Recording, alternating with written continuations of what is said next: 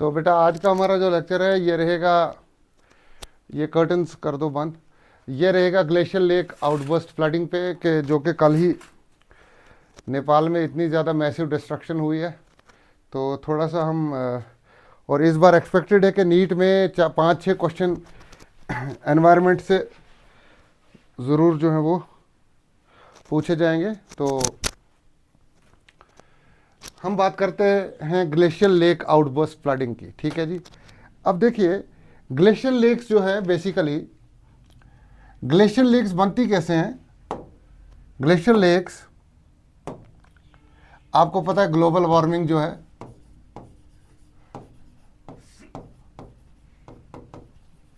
उससे glaciers retreat कर रहे हैं, पिघल रहे हैं, उनका साइज जो है वो कम होता जा रहा है। ध्यान से सुनिएगा बेटा। तो ग्लोबल वार्मिंग के कारण ग्लेशियर जो हैं वो पिघल रहे हैं रैपिडली और उनका जो साइज है वो कम होता जा रहा है। तो ग्लेशियर जो है, ग्लेशियर जब मेल्ट करता है ना बेटा, तो वहां पे ग्लेशियल लेक की फॉर्मेशन होती है। ग्लेशियल लेक की फॉर्मेशन होती है when ever a glacier melts. अब क्या होता है बेटा, जब ग्लेशियर मेल्ट करता है तो उसके लोअर एंड पे, जिसको स्नाउट बोलते हैं, लोअर एंड ऑफ ग्लेशियर जो होता है जिसको स्नाउट बोलते हैं, स्नाउट। तो जब कोई ग्लेशियर पिघलता है ना बेटा, जब वहां पे लेक बनती है, तो लेक के डाउन साइड में, लोअर साइड में जो उसके स्लोपवर्ड साइड होती है, वहां पे क्या होता है, डिपॉजिट्स जमा हो जाते हैं। जैसे डेब्री जमा हो जाता है, बोल्डर्स और रॉक्स, ठीक है। डेब्री, बोल्डर और रॉक्स जो है वो जमा हो जाते हैं लोअर एंड ऑफ लेक पे, ठीक है। जैसे मैं बताऊं कि this is the lower end of lake, ऊपर से ग्लेशियर पिघल रहा है, तो यहां पे जो है उसके रॉक्स, बोल्डर्स और वेरियस डेब्री जमा हो जाएगा। ऊपर से ग्लेशियर पिघल रहा है नीचे की तरफ, और जो उसका लोअर एंड है बेटा, वहां पे एक डिपॉजिट, एक वॉल बन रही है, नेचुरल बाउंड्री बन रही है ग्लेशियर की। क्या बन रही है बेटा, नेचुरल बाउंड्री। मतलब ये ग्लेशियर है, ये इसकी नेचुरल बाउंड्री बन रही है। यहां पे लेक बन गई, तो इस नेचुरल बाउंड्री ने लेक को जो है वो थाम के रखा है। दीज ग्लेशियल डिपॉजिट्स, जो ग्लेशियर के पिघलने से लेक बनती है, उसके जो लोअर एंड पे डिपॉजिट्स जमा हो जाते हैं, वो एक वॉल का काम करते हैं, जो उस लेक की एम्बैंकमेंट बनाते हैं। आप समझ लीजिए वो उस लेक को होल्ड करके रखते हैं। तो those deposits are called as moraines. क्या बोलते हैं उनको, ग्लेशियर लेक के जो लोअर एंड पे डिपॉजिट होती है, जो वॉल बनती है, जो उसको परमानेंट सील करके रखती है, जिससे बहुत हल्के रेट पे या बिल्कुल लो रेट पे जो है पानी सीप करता है, या ऑलमोस्ट वो उसको बिल्कुल बंद करके रखता है। तो that deposit is called as moraine. Moraine बोलते हैं बेटा उस डिपॉजिट को। अब क्या होता है कि आज कल हमने देखा नेपाल में जो फ्लड है, दैट इज, हमने कहा कि ये ग्लेशियल लेक आउटबर्स्ट फ्लडिंग थी। वो ग्लेशियल लेक आउटबर्स्ट फ्लडिंग कैसे होती है, अब आपने देखना है। जो हमारा नेपाल और तिब्बत का रीजन है, इसमें तकरीबन 47 बहुत बड़ी बड़ी लेक्स हैं, बहुत ही ज़्यादा बड़ी बड़ी।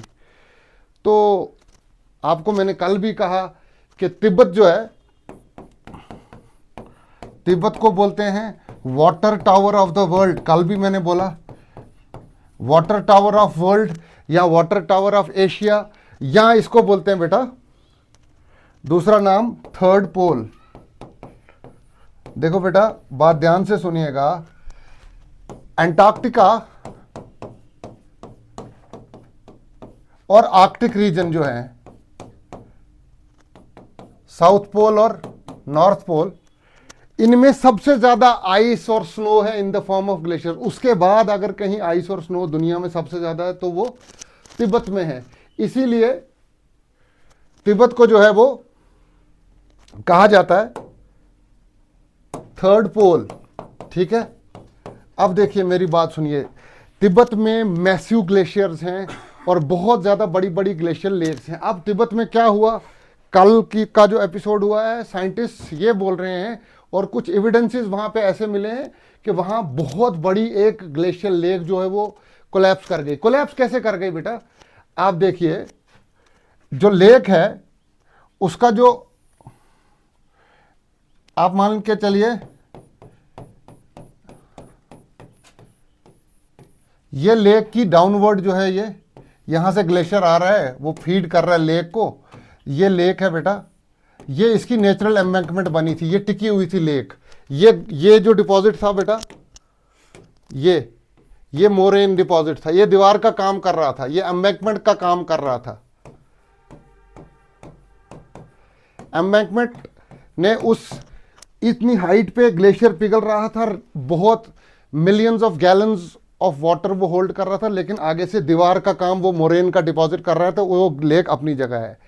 अचानक क्या होता है कि आगे पीछे बहुत बड़े बड़े ग्लेशियर्स हैं, तो अचानक क्या हो गया बेटा, वहां पे एवलांच आ गई। एवलांच आ गई, स्नो एवलांच, जैसे पस्सी आती है लैंडस्लाइड, उसमें मिट्टी और पत्थर होते हैं। स्नो का बहुत बड़ा पीस किसी ग्लेशियर से ब्रेक हो गया या ऊपर से स्लाइड हो गया, a massive piece of snow, वो जाके उस मोरेन को हिट कर गया। जो दीवार थी जिसने एम्बैंकमेंट का काम करी थी, जिसने उस झील को होल्ड करके रखा था, वो उसका मोरेन जो है वो एकदम ब्रेक हो जाता है बेटा। ये अगर ब्रेक हो गया तो उसके बीच में से ये पूरा टूट जाता है, तो एकदम पूरी की पूरी लेक जो है वो फ्लो कर गई, जिस वजह से नेपाल में हजारों लोग जो है वो अपनी जान गंवा बैठे। अब क्वेश्चन ये पूछा जाएगा कि ग्लेशियर लेक आउटबर्स्ट फ्लडिंग के रीजंस क्या क्या हैं। एक तो ग्लोबल वार्मिंग से बहुत तेजी से लेक्स पिघल रही हैं, तो ग्लेशियर लेक्स का साइज बढ़ रहा है। दूसरा क्या हो रहा है, एवलांच आई, उसने मोरेन को तोड़ दिया, तो एकदम से पानी सारा निकल गया। अब क्वेश्चन ये भी है कि GLOF glacier lake outburst flooding का एक रीजन बेटा ये भी है कि जो हिमालयाज है ना हमारे, अगर मैं खाली हिमालयाज की बात करूं, ये हाई सीज्मिसिटी जोन में है।